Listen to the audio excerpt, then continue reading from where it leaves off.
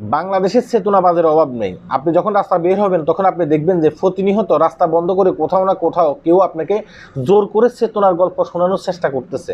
অর্থাৎ আমাদের বাংলাদেশে এত চেতনা তাদের ভিতরে কোত্থেকে আসে, মানে যদি এই চেতনাগুলো বাইরে সাপ্লাই করা যেত, আমার কাছে মনে হয় যে সরকার কয়েকশো মিলিয়ন আপনার বাংলাদেশি টাকা প্রতি মাসে আর্ন করতে পারতো এই চেতনা বিক্রি করে। মানে প্রতিনিয়ত আপনি রাস্তাঘাটে দেখবেন যে চেতনার গল্প, ফেসবুকে দেখবেন যে চেতনার গল্প।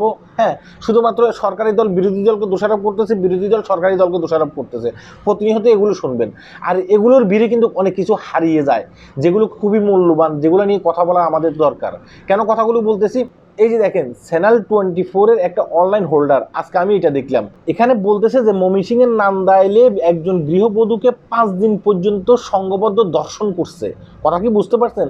সংঘবদ্ধ দর্শন করছে। আর দর্শন করার সময় তার 3 বছরের শিশু তার পাশে ছিল। তার শিশু যখন চিৎকার চেঁচামেচি করতেছে, কারণ 3 বছরের শিশু কিছুই বুঝে না, তখন তার শিশুকে প্রচণ্ড আঘাত করছে। আঘাত করতে করতে শিশুটির এই যে চোখের নিচে কালো একটা দাগ পড়ে গেছে। মানে এইভাবে ওই শিশুটাকে আঘাত করা হয়েছে।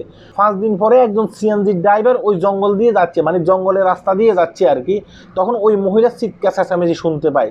চিৎকার চেঁচামেচি শুনতে পেয়ে সেখানে গিয়ে দেখলো যে মহিলাটাকে রক্তাক্ত অবস্থায় পায় এবং কি তার শিশুটাকেও রক্তাক্ত অবস্থায় পায়। পরবর্তীতে ওই মহিলাকে এবং কি শিশুকে যখন উদ্ধার করতেছে, তখন একজন ব্যক্তি সেখানে এসে বলতেছে যে এই মহিলাটা হচ্ছে আমার বোন, আমি আমার বোনকে নিয়ে যাচ্ছি। তখন ওই মহিলা বলছে যে না, আমি ওকে চিনি না। পরবর্তীতে ওই ড্রাইভার কি করছে, ড্রাইভার ওই মহিলাটাকে নিয়ে আপনার ময়মনসিংহ নান্দাইল থানায় ওই মহিলাটাকে হস্তান্তর করে।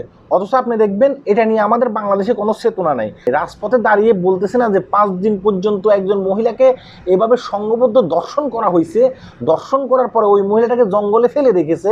অথচ আমাদের বাংলাদেশের পুলিশ এই বিষয়ে কিছুই জানে না, আমাদের বাংলাদেশের প্রশাসন এই বিষয়ে কিছুই জানে না। তারা শুধুমাত্র থানাতে এনে দেওয়ার পরে তারা বুঝতে পারছে যে এই মহিলাটা দর্শনের শিকার হয়েছে।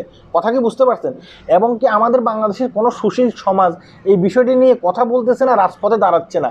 তারা শুধুমাত্র রাজপথে দাঁড়াচ্ছে তাদের স্বার্থে, তারা শুধু রাজপথে দাঁড়াচ্ছে এই দেশটাকে এগিয়ে নেওয়ার জন্য। এখন এই দেশটাকে আপনি কিভাবে এগিয়ে নেবেন? সাধারণ মানুষের জন্যই তো এই দেশটাকে এগিয়ে নিয়ে যাবেন।